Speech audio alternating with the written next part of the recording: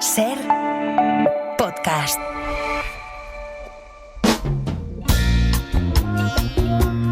En la cadena Ser, La Hora Extra, con Dani de la Fuente.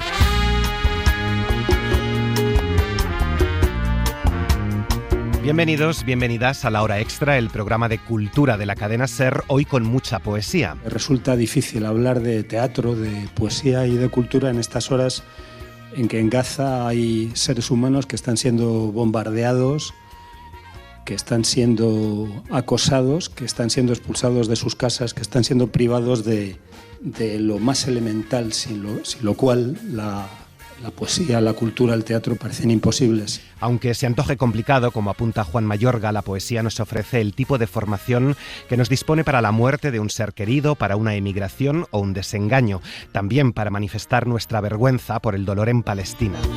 Míriam Reyes, Premio Nacional de Poesía 2025, nos decía en A Vivir Galicia: a poesía non é cousa de entendela ou de non entendela, é unha cousa de entrar nela. Que la poesía no va de entenderla o no, sino de entrar en ella. Con se titula su poemario, publicado por La Bella Varsovia. Dende o principio quero falar desde a nudez, e o primeiro verso é: desnuda como unha cinta te ofrezco la oscuridad del nudo. Comenzo con esta nudez que tamén está no propio título, o elexir chamar ao libro con subliñar a importancia do vínculo, pero tamén facer referencia a unha forma moi condensada, moi condensada dos sentidos de reunión, de cooperación, del facer xuntamente, da compañía e tamén de por de relieve a condición da outredade, que é un tema que a mí interésame moito. A diferencia que calqueira outra persoa é para o eu, non? E a relación, que ás veces é conflictiva con esta outredade, non? Pareceme moi importante a min, é unha cousa que levo un tempo xa pensando nela. Es un poemario que participa de la conversación pública en lo que respecta a los vínculos, el territorio de lo mutuo, hasta darle un excepcional sentido cósmico a las dimensiones de la relación con el otro. Desde la desnudez de la conciencia y del cuerpo, destacaba el jurado. Fala das relacións, porque parecenme moi importantes, porque a mí pareceme que os afectos son moi importantes, que dan sentido á vida, axudan a vivir, e que sen afecto, desde un recién nacido non pode vivir se non ten o contacto humano, non? Eu tamén paso moito polo corpo, pola materialidade, en esta materialidade é onde chegamos ata este sentido cósmico que tamén fala o propio xurado, non? Do poema. Llueve en el único infierno con hielo, en el campo amarillo de Antonio Machado. Marta Sanz, bienvenida a La Hora Extra. Muchísimas gracias por tu invitación, Dani. Muchas gracias por acudir con nosotros. Marilla Amarilla se titula el poemario que acabas de publicar con La Bella Varsovia, porque todos los poemas me salen amarillos, escribes en el último de ellos. Mi melancolía es un golpe de amarillo, leo, amarillo cadmio, amarillo dorado, amarillo limón, básico amarillo, o las juanramonianas manos amarillas de Dios. Amarillo también es el color del líquido que aparece en la cubierta del libro, en una bolsa de hospital como de suero. ¿Qué tiene este color? ¿Qué tiene el amarillo? ¿Por qué amarilla? Yo creo que el amarillo es un color que, al menos para mí, y no solo para mí, a lo largo de la historia de la literatura española, creo que también es la síntesis de la explosión luminosa, de la alegría, de lo silvestre, las campanillas del campo, hasta el brillo de las monedas, si me apuras, y al mismo tiempo la sospecha de las enfermedades y el atisbo de la muerte. Entonces, en el amarillo están las dos cosas, y a mí en la literatura y en la poesía muy en particular me interesa cómo las palabras pueden llegar a sintetizar contrarios y sentimientos complejos que al fin y al cabo son los que intentamos retener o los que intentamos descubrir a través de la poesía. Entonces, por eso el amarillo, pero yo creo que sobre todo mi amarillo es amarillo chillón, porque mi melancolía es una melancolía eléctrica. Esto es poesía, consolación de la muerte, escribes, morirse es naturaleza, no pasa nada, adiós. Otra cosa es el dolor que sentimos mientras tanto. Pienso que las palabras no abolen la muerte, pero sí su constancia de gota serena, su miedo, su neurosis. ¿Qué es poesía para ti, Marta, y cómo la poesía nos ayuda en lo íntimo, en primer lugar, a anticipar o a superar un duelo, por ejemplo? Vamos a ver, para mí otra vez la poesía tiene una doble textura. La poesía tiene la capacidad de poderte encerrar dentro del lenguaje del poema, del texto, como si los textos fueran los fractales perfectos que hacen los copos de nieve, y a veces es un alivio y es una consolación cuando vienen muy mal dadas a nivel personal o a nivel colectivo, porque en realidad yo creo que al final lo uno del otro no se pueden separar. Pero al mismo tiempo tiene esa peculiaridad de poder nombrar lo que no queremos ver, y tiene esa peculiaridad de cómo a través de la expresión de un dolor personal tú terminas empatizando y conectando con los que están fuera, y tienes esa capacidad de conmocionar. Entonces yo muchas veces comento que cuando yo hablo de mis experiencias personales y digo esto de que lo personal es político, al final lo que menos importa en un poema es mi estado de salud o mi estado de conciencia. Lo que importa en un poema es cómo tú encuentras las palabras exactas para que eso llegue al otro y para que trascienda. Lo importante de la poesía es cómo el lenguaje y cómo el lenguaje se mete en el cuerpo de los demás, y al final el movimiento es político. Yo creo que en los tiempos en los que vivimos la poesía es política porque es poética y nos coloca en una posición crítica respecto a la realidad. Claro, porque aunque en estos poemas escribes en primera persona, como ya habías escrito previamente, siempre estás fuera de ti hablando de nosotros. Bueno, es que yo creo que el yo es la primera persona del plural. Entonces, yo no sé separar el yo del nosotros. Yo creo que cada ser humano es una polifonía, cada ser humano es fruto de su tiempo, de su espacio. Cada ser humano, también los seres humanos que escribimos, somos una especie de síntesis de lo que la poeta Adrienne Rich llamaba las geografías de la escritura. Yo soy yo porque soy blanca, porque soy bajita, porque soy pecosa, porque estudié en un colegio de Carabanchel Bajo, porque mi abuelo era el mecánico melómano, porque he leído lo que he leído, porque en Palestina está pasando lo que está pasando y me rebelo contra la complicidad de Europa. Entonces no podemos separar. No hay muchos poemas en Amarilla que precisamente tratan de cómo a veces la melancolía íntima tú no sabes si te nace de dentro y contamina tu visión del mundo, o al revés. Es el mundo el que se te está clavando en la retina y haciendo que puedas llegar a estar profundamente melancólica. Nadie sabe de la imponente cantidad de dolor necesaria para escribir poesía. Es una reflexión que recogía en su novela Sergio Banc y que también compartíamos con Alana Portero cuando nos presentó su poemario. ¿Estás de acuerdo? ¿Nacen del dolor tus versos? Mis versos nacen del dolor, pero yo lo que intento a través de, creo que la utilización de un nervioso sentido del humor, es que no se enquisten en el dolor y que el dolor no se convierta en una emoción, en un sentimiento paralizante.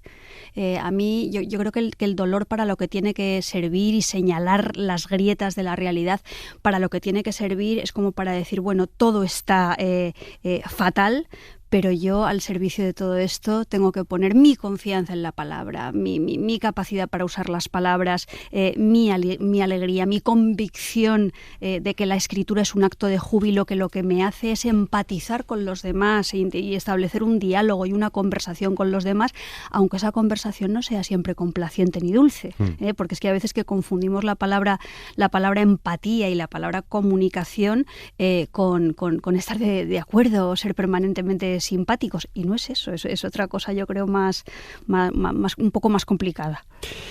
De repente te das cuenta de que si todo va bien vas a ser vieja durante 40 años. Cuando sea vieja, salvadme de los rigores de la temperatura. ¿Cómo te ayuda y cómo nos ayuda a todos la poesía a aceptar el paso del tiempo, la vejez, los cambios en el cuerpo, determinados dolores, determinados temores? ¿Qué significa hacerse vieja para Marta Sanz? Bueno, inevitable y deseable, ¿no? Porque si no te haces vieja es algo mucho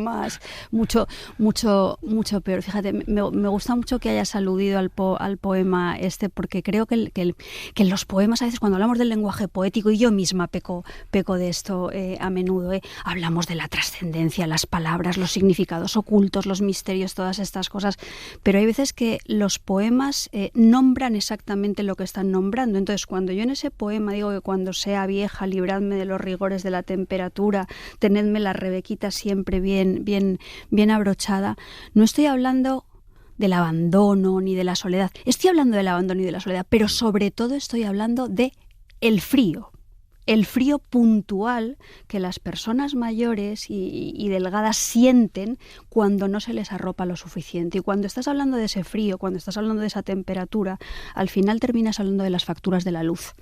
Estás hablando de todas esas cosas que son tan importantes y que a veces parece que no tienen espacio en la poesía, pero sí que tienen espacio en la poesía. Y respecto a la vejez, yo no quiero dar una visión del proceso de envejecimiento que sea romántica ni mitificadora, porque no, o sea, porque no creo que sea así. Pero también quiero un poco señalar que cada época de la vida tiene su particular belleza. Y esto lo digo respecto al cuerpo, respecto a ese imperio de los cuerpos jóvenes a los que todos tendemos, que tenemos que estar como permanentemente momificados en un gesto de juventud. No, hay gestos corporales de la vejez, texturas de la piel, maneras de mirar, arrugas que pueden ser profundamente hermosos. Luego, lo que tampoco, y por eso no quiero caer en mitificaciones, es que, claro, en la vejez somos más frágiles desde el punto de vista corporal y desde el punto de vista de nuestras necesidades, y lo que no podemos tolerar como sociedad es que esa fragilidad se convierta en una vulnerabilidad sistémica. Entonces, a mí lo que me da mucho miedo efectivamente no es la muerte, lo que me da mucho miedo es esa especie de crueldad hacia las personas de la tercera edad, esa desatención que hemos visto cuando la pandemia, los protocolos de la muerte, ese arrinconamiento, ese no querer ver, eso me parece completamente indigno y creo que dice lo que somos como sociedad. Hablas de la acrimonia, sí, que puede ser la agresividad contra niños palestinos, pero también es una agudeza del dolor. No existe ni el dolor pequeño ni el dolor grande, existe el dolor. Tu poesía, como decías, va de lo más íntimo a lo más colectivo. Es una poesía social, política, comprometida, combativa. Hablas de ancianas, niñas, hombres y mujeres asesinados en Gaza, también de la ultraderecha, del gobierno de Estados Unidos, del rechazo a lo woke, podríamos decir hoy, ¿no? Con esa Elsa de Frozen lesbiana, por ejemplo, o los desahucios y suicidios. ¿Así entiendes la poesía? ¿Tiene que ser comprometida, una poesía que resignifique el mundo? Para mí sí, es por lo mismo que te comentaba al principio, porque para mí es muy difícil separar el dentro del fuera. Entonces, para mí hay una obsesión dentro de lo que es mi trabajo con la literatura, mi escritura, y es un poco dejar testimonio de las cosas que pasan a través de las experiencias personales y pequeñas, pero también un poco poner de manifiesto cómo a veces la acumulación de violencias, la acumulación de dolores, lo que pasa todos los días, termina haciéndonos inmunes a todo eso. Hay un poema dentro de Amarilla en el que se habla de eso que hemos vivido todas y todos en algún momento de nuestra vida en verano, escuchar un pajarito de estos que se caen, pi, pi, pi, pi, y sentirte ahí que se te encoge el corazón y vas a buscar el pajarito y no encuentras el pajarito y luego al poquito oyes otro pi, pi, pi y luego otro pi, pi, pi, otro pi, pi, pi, y al final tienes que tapar tus orejas, no sé, atenuar tu hipersensibilidad porque estarías oyendo pi, pi, pi, pi, pi, pi, pi todo el rato. Entonces, en ese gesto hay una gran crueldad, una gran desatención, pero también es un mecanismo mecanismo de autodefensa, ¿no? Entonces, a mí me gusta hablar desde esas contradicciones, que son morales y que son políticas y que pueden relacionarse con los pajaritos que se caen de los nidos y que también se relaciona con los niños y con las niñas de Palestina y con toda nuestra impasibilidad o nuestra indiferencia, ¿no? Y yo creo que cuando pase el tiempo en poemarios como este y en otros textos no se trata tanto de usurpar la voz del que sufre, porque nunca jamás en la vida vamos a poder expresar con nuestras palabras el dolor que ha experimentado el pueblo palestino, pero lo que sí que vamos a poder expresar y va a quedar testimonios de nuestra vergüenza y de nuestra culpa.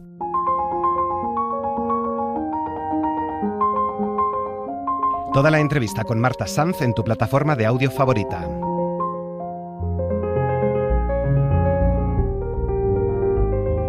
Yolanda Castaño, bienvenida a La Hora Extra. Muchas gracias. Yolanda, a los 8 años, con su cara pálida, virgen aún al maquillaje y a la contestación, decía: de mayor seré poeta. No quiero o querré, sino que seré poeta. ¿Cuál era la reacción en casa, Yolanda, cuando decías en alto que de profesión serías poeta? ¿Se reían como el padre de un amigo tuyo? Pues lo cierto es que no tuve esa suerte de tener ese apoyo, aún pensando que quizás seguramente no viviría de la poesía, ni yo misma pensaba que acabaría haciendo eso. Así que, bueno, una vocación muy temprana. Hoy viajo por el mundo gracias a mi poesía, pero nunca olvido que el primer desplazamiento gracias a mis poemas fue de tercero A a tercero B en la primaria para recitar delante de los compañeros.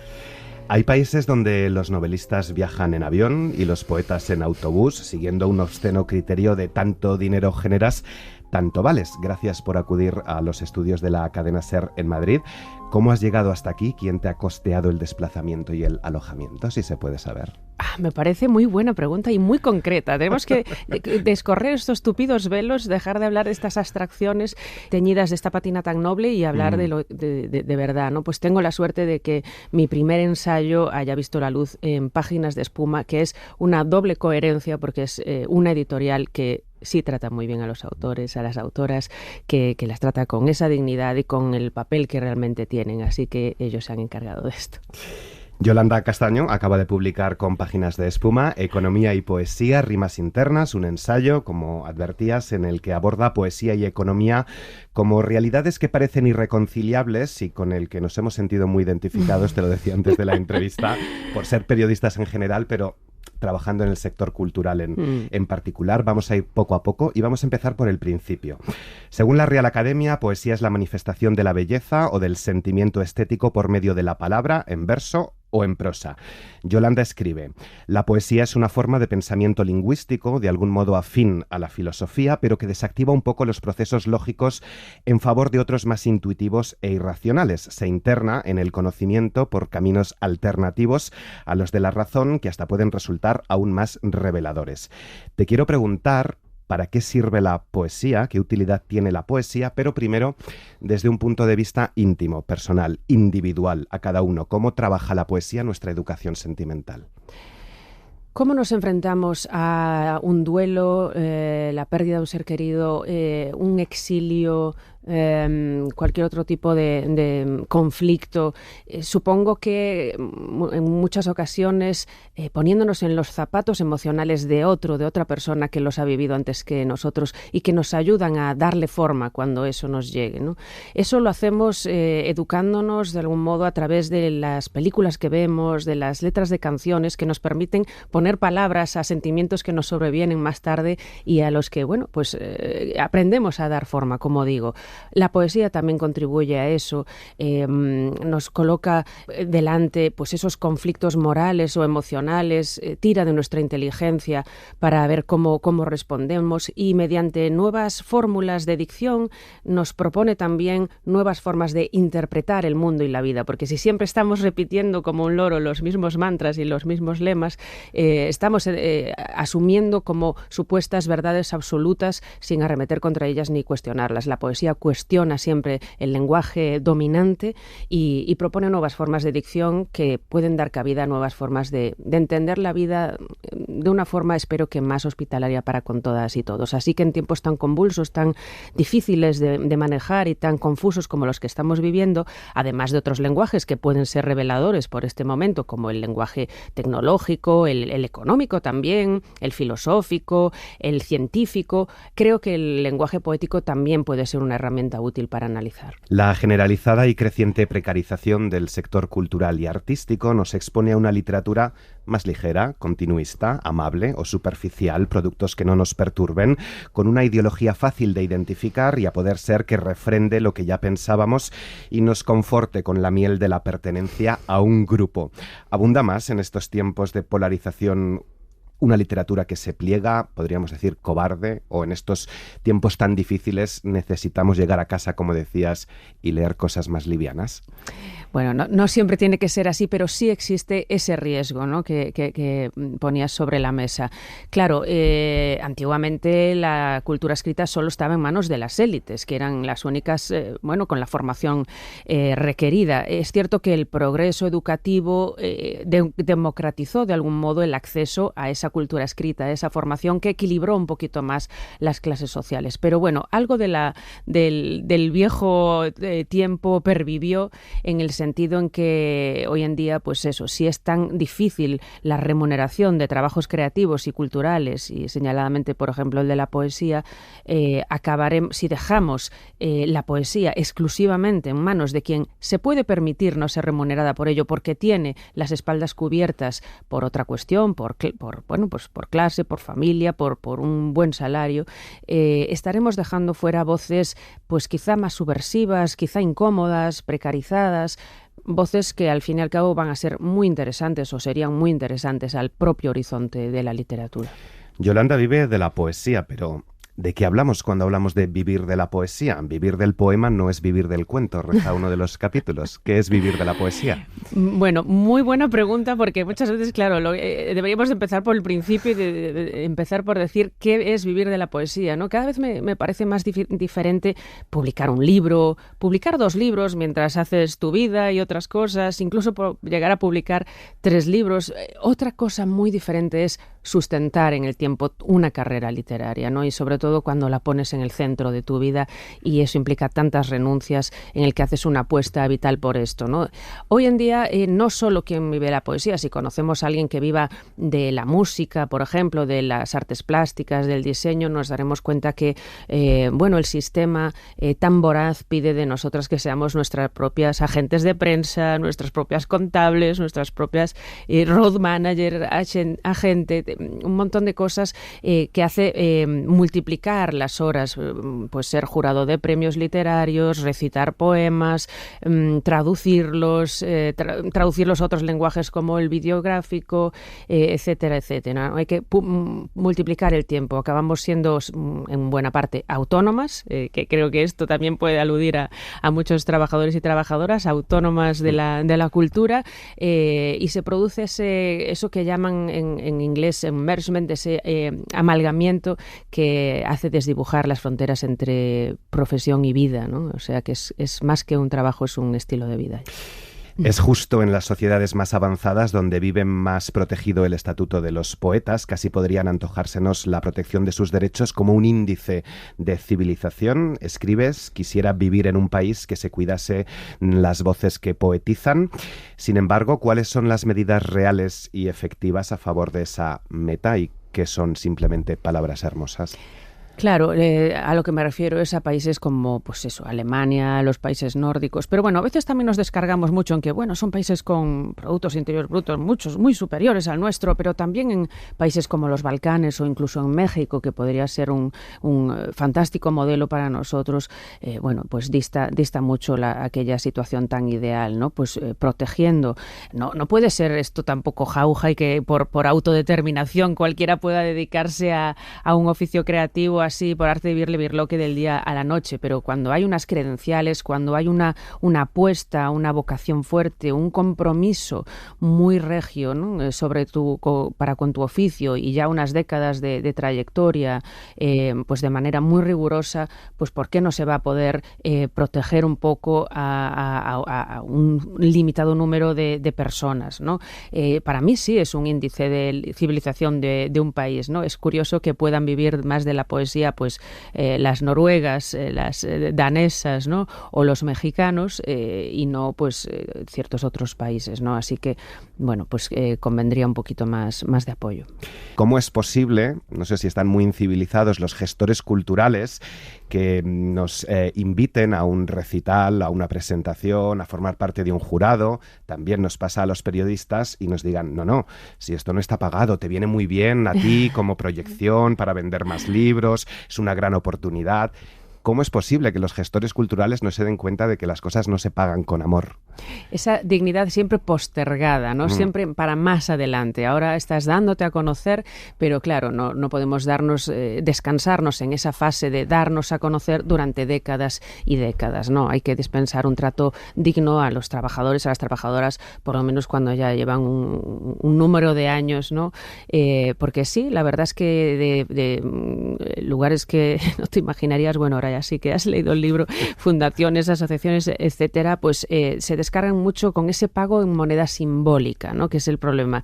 Se nos paga con una moneda que se llama prestigio, que se llama visibilidad, que se llama reconocimiento, incluso cariño, pero al mismo tiempo, claro, el problema viene cuando se nos obliga a vivir en el mismo sistema económico que el resto de personas, donde esa moneda simbólica no cotiza. Así que podemos escribir cuanto queramos por amor al arte, pero en algún momento nos entrará el hambre, digo yo, y cuando bajemos al supermercado seguro que nuestra visibilidad, prestigio, no conseguirán nada a cambio. Y ese es el problema, que se escribe desde un cuerpo con unas necesidades materiales, y de esa mina finita que es nuestro cuerpo, nuestro tiempo, el tiempo de nuestra vida, de nuestra energía, debemos al mismo tiempo invertir en nuestra carrera literaria, financiar de algún modo nuestra propia carrera artística, la que sea, y al mismo tiempo sostener el edificio de las necesidades materiales.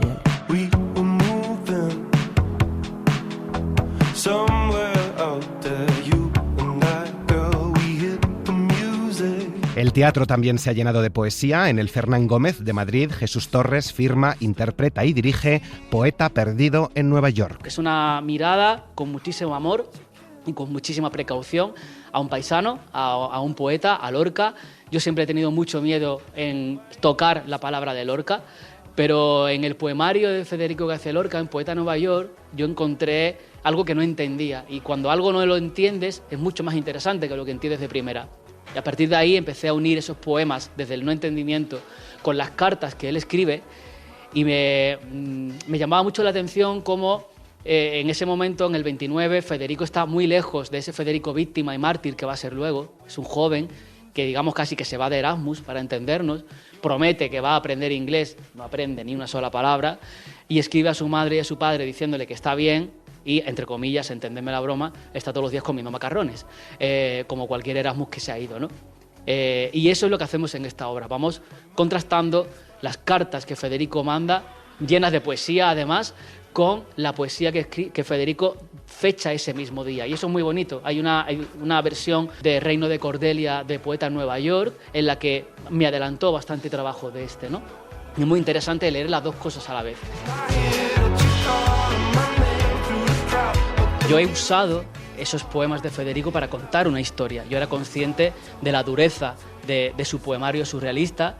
Lo he aderezado con otros sonetos del Amor Oscuro, con versos del Diván del Tamariz, escenas del público, para aliviar un poco esa carga tan intensa de Poeta en Nueva York. Y yo le he dado un sentido personal. Estoy segurísimo que el espectador y espectadora, cuando lea el poema, va a sentir otra cosa. Pero yo necesitaba contar una historia. Yo no quería aquí que esto fuera una antología de versos o un recitado. Yo quería darle un sentido dentro de la historia. Y la historia, en Poeta perdido en Nueva York, vamos a ver un tipo de historia muy clásica, el viaje de un héroe, un joven que emprende un viaje para encontrarse, termina perdiéndose, y cuando acaba el viaje termina transformado. Lorca sigue fascinando. El poeta aparece en 1936, la gran cronología de la Guerra Civil que el Centro Dramático Nacional ha repuesto para empezar esta nueva temporada. Al Teatro Español regresa el año que viene Una noche sin luna, de Juan Diego Boto, ese viaje contemporáneo por la vida, la obra y el pensamiento del granadino. Y hoy queremos acercarles Federico, No hay olvido ni sueño, carne viva, un espectáculo que nace a partir de la figura de Lorca y viaja a través del objeto documental por la relación entre el pasado reciente y el presente de nuestro país. La pieza se estrenó en Valderrubio y en Fuente Vaqueros, lugares lorquianos por excelencia, y se ha representado en espacios tan significativos como el Barranco de Biznar o el Congreso de los Diputados. El proyecto está atravesado por la memoria, la ruptura del silencio, el relato oral, el pasado y el presente del mundo rural y la violencia. Raquel García.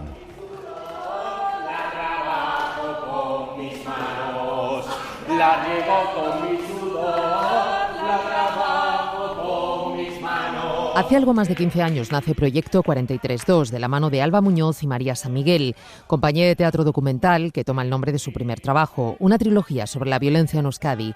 Es teatro político y social, con largos procesos de investigación, como el que está detrás de Federico, No hay olvido ni sueño, carne viva, un encargo que les llega para romper con el silencio de Valderrubio, el pueblo donde estaba la casa de la familia de Lorca. A Federico, como dicen en su pueblo, le gustaban mucho los chismes. Primero hay un trabajo previo de lectura y de ver qué es lo que hay, ¿no? Qué se ha contado. Y a partir de lo que se ha contado, qué podríamos aportar nosotras con nuestra mirada. Y también un interés, ¿no? Hay una parte de dónde poner el foco, ¿no? María, que ahí tú eres experta ahí en decir, uy, esto no está contado, esto todavía nadie ha puesto el foco aquí y esto es interesante contarlo. Claro, por ejemplo, creo que en Federico abordamos a Federico García Lorca con perspectiva de género, que suena así como un titular muy grandilocuente, pero es verdad que el imaginario que tenemos poético y político sobre Federico lo han construido señores, con mucho rigor, pero señores. Entonces, bueno, ¿qué podemos aportar las señoras, no? Aquí es donde comienzan las investigaciones, en la raíz de un personaje, de su obra, de un paisaje que intenta contestar a la pregunta de dónde está enterrado Lorca, de cómo lo mataron, y que permite recuperar la memoria de los fusilados en aquellos primeros meses de terror caliente. Un trabajo que llevan a cabo junto al equipo científico de la Universidad de Granada, que trabaja en las exhumaciones del Barranco de Biznar. Todos los meses durante la investigación iba y me pasaba allí muchísimas horas porque es fascinante y muy conmovedor. Creo que cualquier persona que se acerque a una exhumación no sale completamente transformada. O sea, hay una conmoción tan brutal y hay algo hermoso en tanta violencia y muy doloroso también. Durante mucho tiempo muchas personas que han crecido con esa mosca detrás de la oreja de, oye, ¿qué ha pasado con esto? Es muy importante para ellas que esto esté ocurriendo. Y aunque para muchas otras personas que deciden pues no mirar o deciden que esto ya no es importante para mí, esto forma parte del pasado, para esas personas no es importante, pero para estas otras personas asistir a la entrega de restos es verdaderamente cerrar un ciclo. No se abren heridas, ¿no? Como dicen, sino que se cierran. Entonces creo que esa cosa catártica de cerrar un ciclo está en la función. Y es poniéndose en el papel de sus investigadores a través de quienes intentan acercarse a esas miles de víctimas que junto a Lorca fueron borradas en fosas comunes. Una historia sobre la violencia que sufrieron los represaliados, pero especialmente las mujeres que fueron eliminadas de la historia. ¿Qué pasó? Pues que eran como nosotras, mujeres feministas con vida pública, que luchaban por un mundo más justo desde sus trincheras y las desaparecieron. No solo físicamente, sino también de la historia. Fueron borradas. Y es que no están. Entonces, pero no solo ellas, ¿no? En la pieza también hablamos de las biógrafas de Federico García Lorca. Hay 3 grandes biógrafas, Marie Laflanc, Marcelo Cler y Marta Osorio, que no forman parte tampoco del imaginario de biógrafas de Federico García Lorca. Tampoco es casual, ¿no? Un trabajo que huye de lo panfletario, basado en el rigor de la investigación, que no habla de ideologías, explican sus autoras, que tiene que ver con la humanidad de las víctimas, con la pregunta que todos podríamos hacernos: ¿qué pasaría hoy conmigo si yo hubiera sido el fusilado? Dicen Alba y María, vivimos en un país construido sobre el silencio y el miedo y no podemos olvidarnos de eso.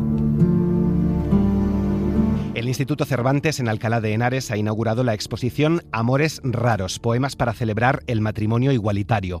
Una muestra que reúne pintura, fotografía, arte textil y poemas. Obras de Ucalele o Nazario dialogan con otras de Mario Obrero o Luis Antonio de Villena.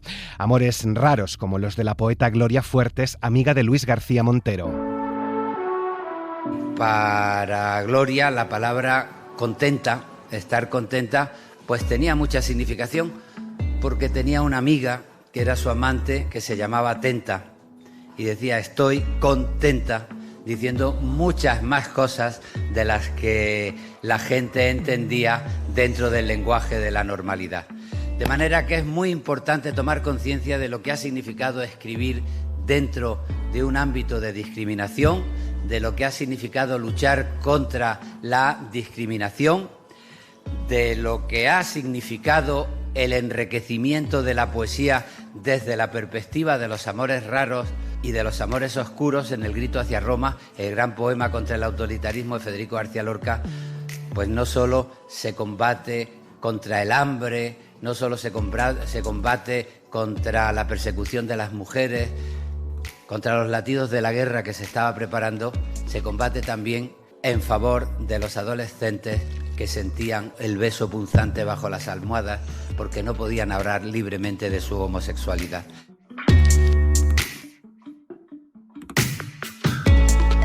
De los amores raros a los amores feroces en La Abadía, una obra que recopila los poemas, ensayos y cartas del premio Nobel Octavio Paz para hablar del amor, el erotismo y la sexualidad en las diferentes etapas de la vida. Jorge Volpi firma la dramaturgia y Rosario Ruiz Rogers la puesta en escena. Queremos, desde el escenario, dar una respuesta, si se puede llamar así, a la guerra con el amor. Hay que hablar del amor. Un viaje en el tiempo, en ese sentido histórico, y también un viaje en el tiempo desde el amor de juventud al amor en la vejez y la muerte. ¡Nos vamos! Pero soledad, si me acompañas, dime si al menos tú me extrañas. Sé que es aquí, tú no me engañas, dentro de mí, en mis entrañas. Yo... Con Belén Aguilera, a quien la poesía, las letras que escribe de las canciones que compone, también le han ayudado a superar momentos íntimos como el duelo por la muerte de su abuela Soledad, a quien dedica esta canción. Anhela, acrónimo de Aunque no exista la Arcadia, es su cuarto álbum, el más personal. Una historia sobre los sueños, el deseo, una búsqueda de la identidad, una invitación a escucharse, a entenderse, a bailar con el caos, dice la artista, con quien ha charlado Joel Peña. Dice Belén Aguilera que Anhela nació desde un sentimiento profundo de soledad y aislamiento en una búsqueda de identidad de sonido que ansiaba desde hacía ya tiempo en su carrera. Me ha llevado a la creación de una identidad de sonido. O sea, siento que este disco me ha aportado no hacer una música pensando en un género, sino que es como un conjunto, un batiburrillo de referencias mías que acaban desembocando en algo como completamente nuevo que no había hecho antes. La cantante catalana comenzó su andadura en el panorama musical publicando, como tantas otras compañeras, versiones a piano de canciones para quizás algún día vivir de este sueño que ahora cumple. Mi sueño es poder vivir de ello toda la vida y seguir creciendo. Tras sus primeros pasos se materializarían sus discos como Ves no siempre he sido mía, Super Pop y Metanoia. Ahora, envuelta en una etapa musical renovada, presenta su nuevo álbum tras tomarse un descanso de una industria siente que no respeta el proceso creativo de los artistas. Hay que hacerlo todo ya y sacarlo todo ya y bueno, yo al final siento que por amor a la música y por amor a lo que hago, sí que me apetecía tomarme un tiempo como para cultivar algo que tuviese sentido. La cosa es como si no produces ya y si no das frutos ya,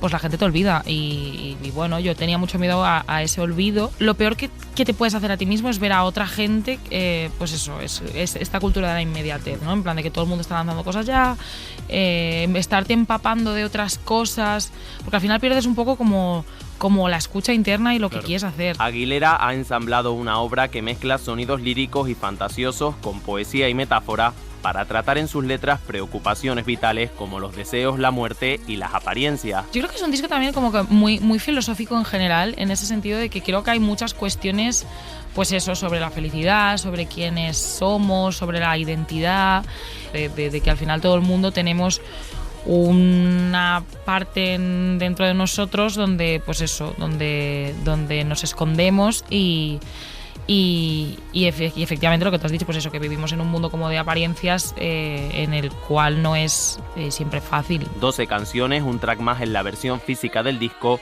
llenas de diálogos internos de la propia Belén Aguilera, uno de ellos con su abuela Soledad. Pienso mucho en ella y muchas veces cuando estoy haciendo cosas que, bueno, pues son bastante cuestionables, digo, ay, madre mía, si me viese. Y es como, me parece tan tierno y tan bonito como poder hablarle como a otro plano astral, ¿sabes? Como dirigirme a una persona que no existe ya. Es que justo estaba visualizando yo la playa del pueblo donde me crié, que todos los veranos pues mis abuelos nos llevaban a la playa y siempre me acuerdo pues de ella siempre me cogía y bailábamos el vals de las flores en el agua. Anhela quiere dejar atrás esos lugares que idealizamos y enfrentarnos con nuestras propias vulnerabilidades.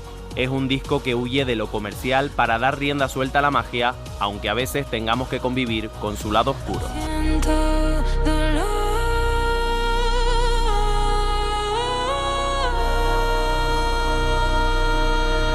Muchas gracias por acompañarnos. Buena semana. Para no perderte ningún episodio, síguenos en la aplicación o la web de la SER, Podium Podcast o tu plataforma de audio favorita.